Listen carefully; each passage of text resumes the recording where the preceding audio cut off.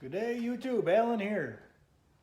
We're back with the wire harness, the 5.3 2001 drive-by cable.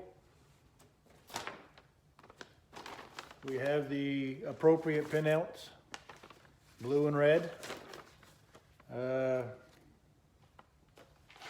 LT1.com. If you want to print one out or you just want to punch it up on your computer, it gives you all the information you need. We'll try and get this in here with your pins. Here's pin 1 all the way down to 40, and then 41 to 80.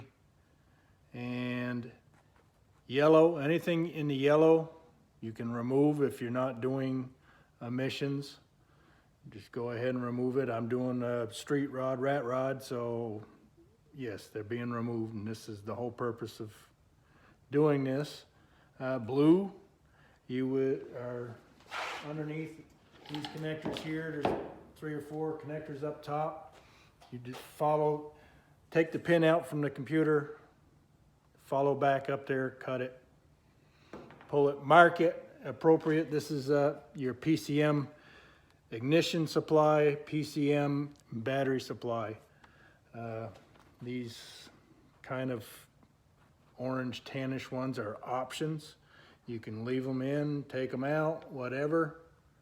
Then these red are kind of options. I've already finished with the blue connector.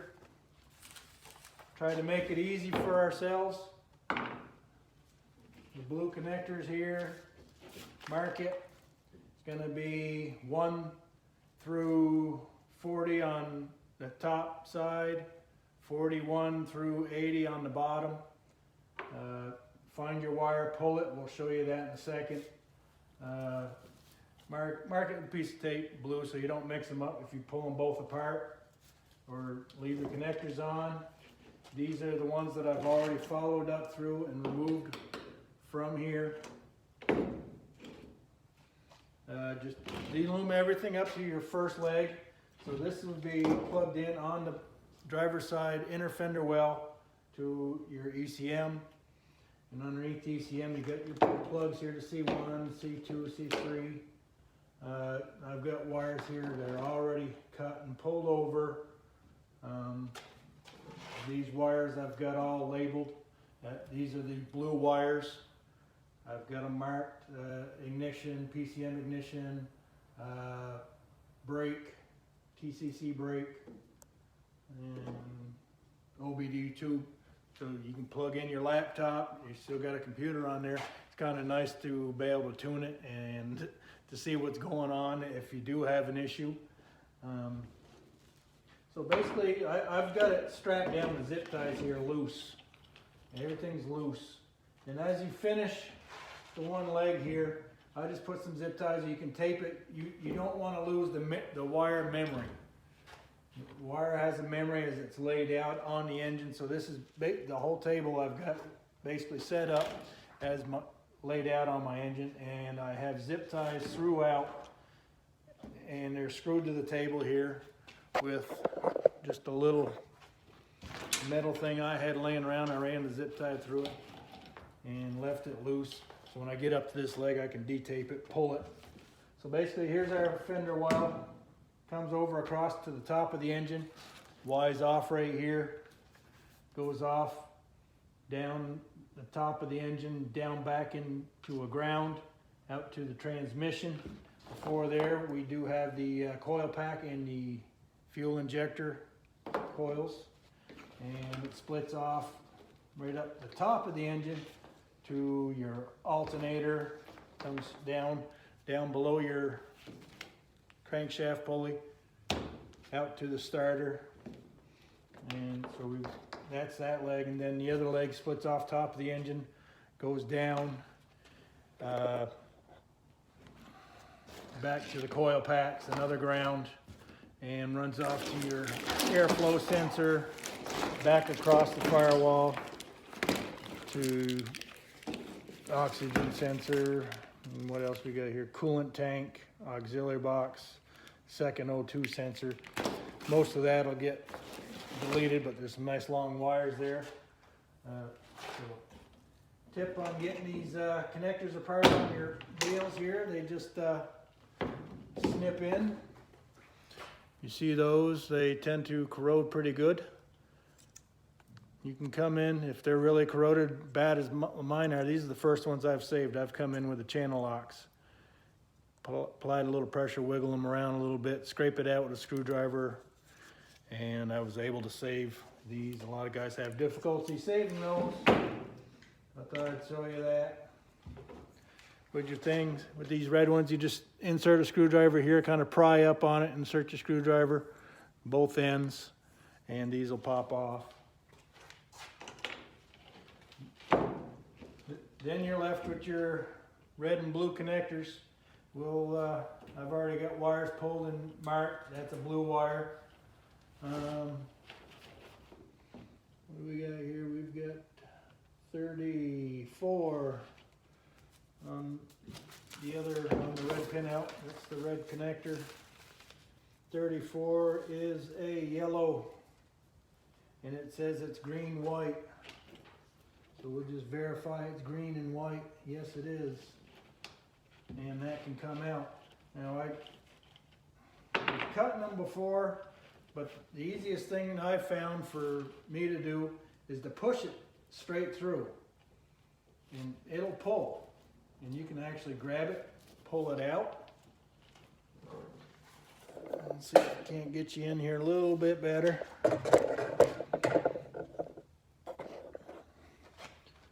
So here it is. I pushed it through, and just get your fingernail underneath there, hold up on it, and it should pull straight out. There's the end, straight out. And now you just pull it on, bring it back. Everything's nice and loose over here, loosey-goosey.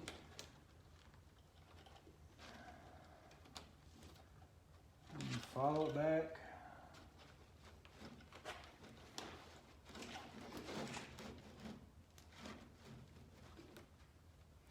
Oh, once you know it, it's taped in here.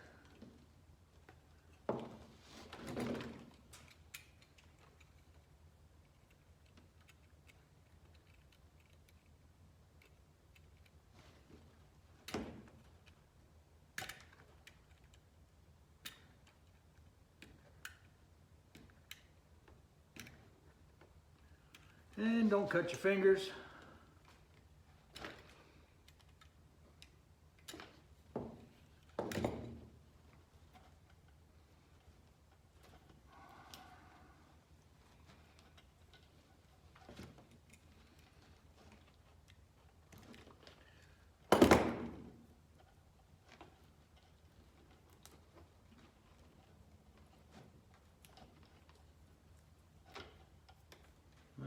So that was pulled out. We pulled it up to here into the tape, and follow it up through, and it's running off down this way. So we can continue to follow it.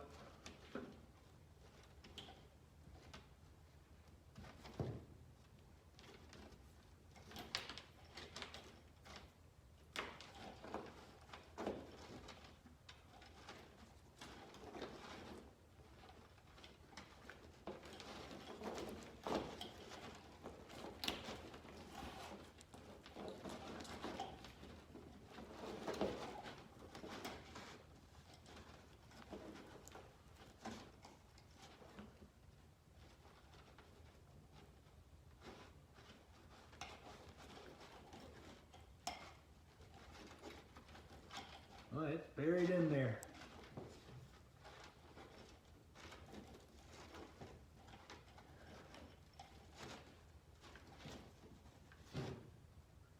Probably it right here.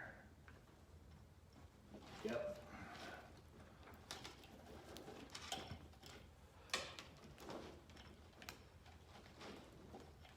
And it goes into where I taped it off, and I've got all these wires here already removed, so we'll just add it to the bundle here. And if it's one of those long wires, we can always put it in, move it to another spot on the thing. for options. Like if you wanted to run electric fans, there's an option for that. You need a nice long wire to run it to the front of the vehicle. Find your longest one. You can reuse this wire, put it in there. Maybe you own your wires. Maybe you find a bad wire you can swap it out with. So just keep that in mind. Basically, try not to, keep your memory wire, work up to this first leg. I'll finish working these. I'll get all the wires out to this point. Then we'll tape it up, try to set it back the way it was so we keep our wire memory intact without pulling and tugging a whole hell of a lot. And by doing a section at a time, we're not gonna lose the length from here to here. We know where it's at, where the bends are at, what it should look like. So throw some tape on there. Yes, we may fold it over and reroute it in the end, but we're not sure if we're doing that quite just yet. And the memory wires, when you drop this on top of the engine, everything's just going to lay out in place, and you'll know where everything snaps in. So we'll continue on. The blue is done. The red is almost done. Like I said, the blue, we pull out and we tape mark. White here is the first one here, pin 10 is the engine tack. I've got that taped and labeled. Pin 9 comes out also. That's another green wire, green and white. And you can ohm it. I can wiggle it here and it comes right out to here. So it's back of this plug. We can just snip it at this point and pull it out. That's simple. And then we'll label it so we know what it is. Green and white fuel pump relay. That's to get power to our fuel pump. I'll go to the relay first, obviously. But fuel pump relay.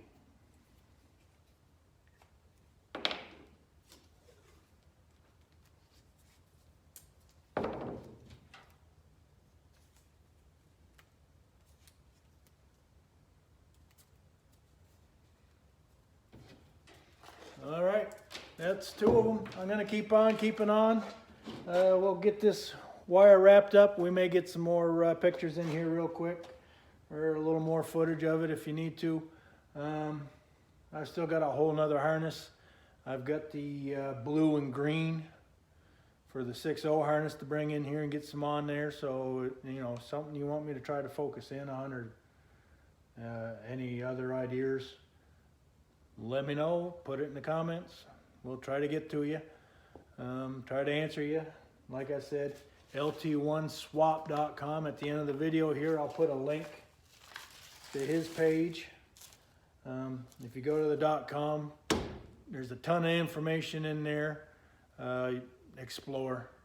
That's all I can tell you. There's a lot there. He done a lot of hard work, and he deserves all the credit and the kudos for this and getting all this LS power out to the people. Yeah, if you got deep pockets, you can go out and buy a harness and a computer and run it that way. But if you're like me on a budget, this is the way to fly. And if you really wanted to, you don't have to remove any of these wires. You can use the factory box and the fuse panel and mount that all up if you've got room for it. But I'm going to have an open engine kind of design on this rat rod, so I've got no place to really mount it.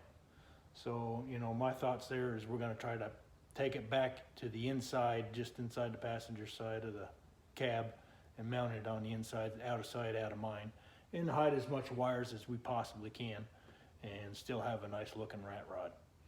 So, all right, thank you much. Like, subscribe, leave a comment, wish me luck. If I can do it, you can do it. Thank you. Hey YouTube, we're back at it. We've wrapped up cleaning up this first wire harness here. Everything is clean, trimmed, wrapped up. I'm gonna order new wire loom. As you can see, I've got quite a pile of this old stuff. I could probably reuse it. Wire loom's fairly cheap, so I think we'll be going the route there, and I want to get some electrical tape. We'll get it all cleaned up, order some parts. That C2 block we got all pulled away, all the hots. I got a ground here. We've got all the pinks left, and we're going to combine them and clean up this harness by making a 4-wire system to run this on. All my pins are labeled here. Everything's been removed. Each leg of this harness, it's all unscrewed. This is the top of the engine where it comes across by the throttle body to the alternator, down by past the crank pulley and back around to the starter. I did cut a sensor off there when I was pulling the engine because I had no access to it and there was trouble with the starter, so I cut a couple of wires. I'll have to splice those back in when we redo this harness. Not too bad. The O2 sensors are the ones you have to watch for. They can be highly sensitive as far as that goes with the splicing. Other than that, we've got this first leg goes up the right side of the motor, back down over the transmission and hooks up into the transmission. That's all done. We've got the leg that goes off to the right across your firewall here, all coiled up nice and neat, everything labeled. That's some pretty long wires right there. We'll probably shorten them up a little bit and reroute them. LS or LT1.com.